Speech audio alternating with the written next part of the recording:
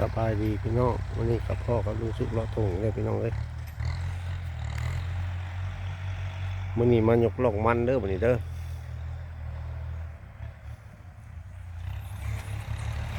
ยกล่องมัน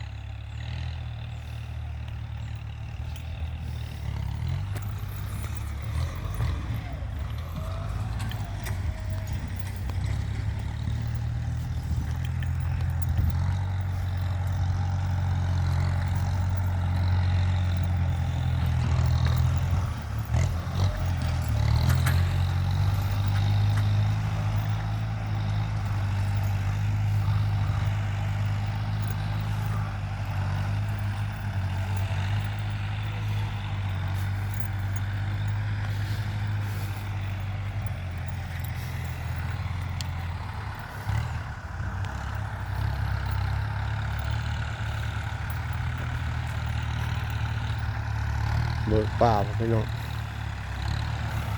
เบิกต่อ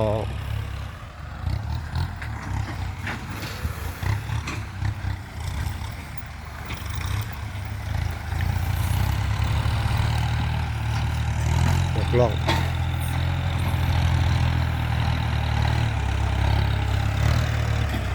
กำลังยกล่องพี่น้องเลย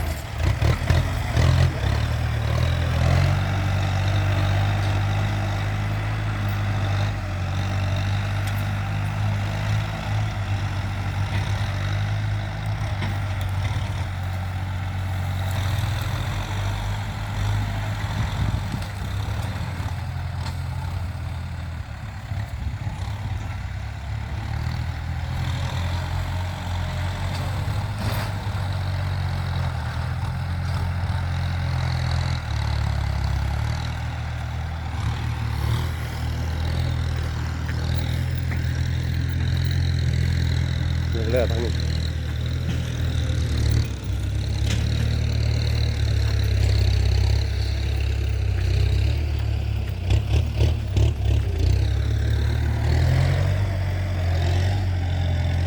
เดี๋ยวห้างไม่ที่ข้างล่าง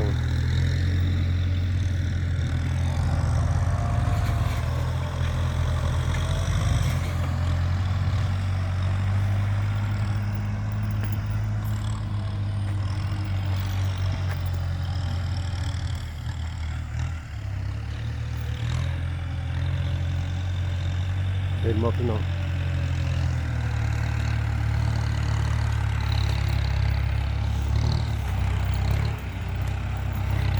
คันนี้ยกล่องพี่น้องเอ้ย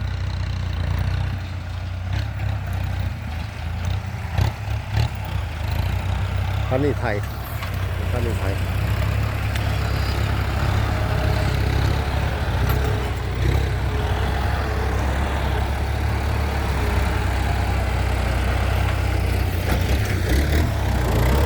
คันนี้ยกล่อง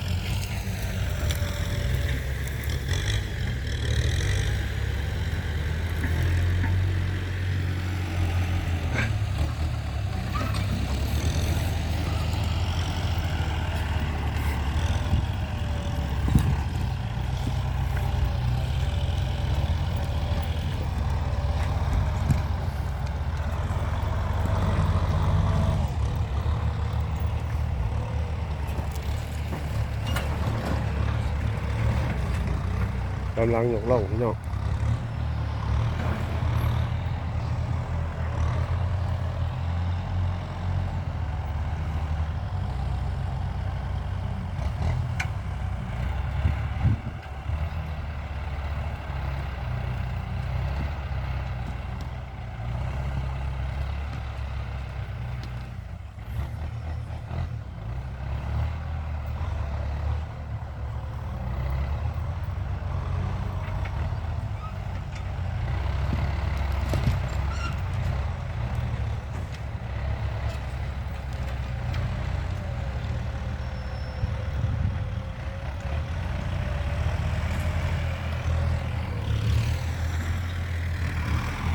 นี่กำลังไถ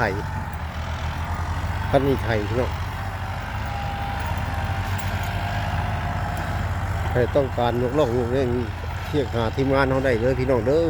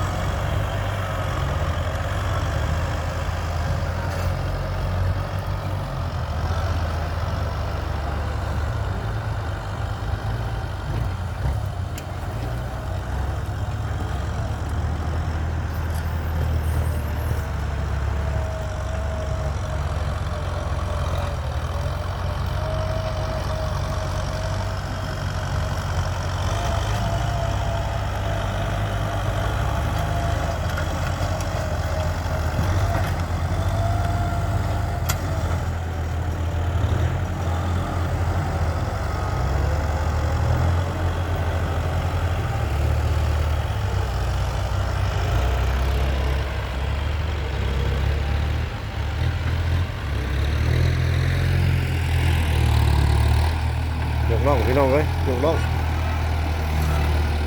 หัวมันบักใหญ่เลยนี่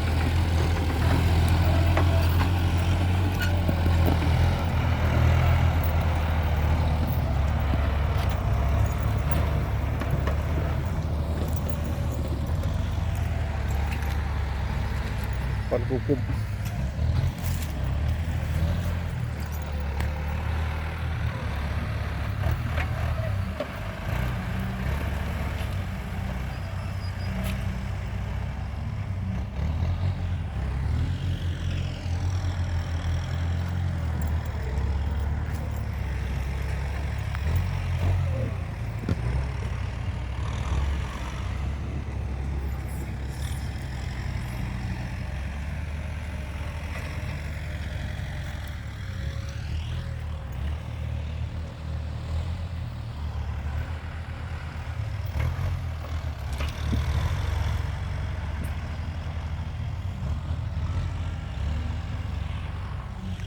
ประมาณอยู่3 ไร่พี่น้อง3 ไร่4 ไร่ที่ได้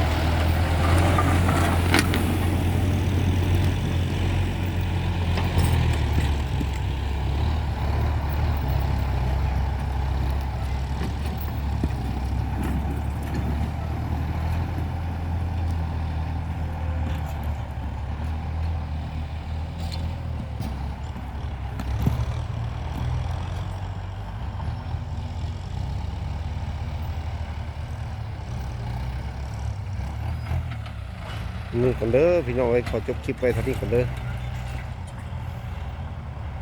คลิปหน้าพบกันใหม่สบายดีกดไลค์กดแชร์เด้อพี่น้อง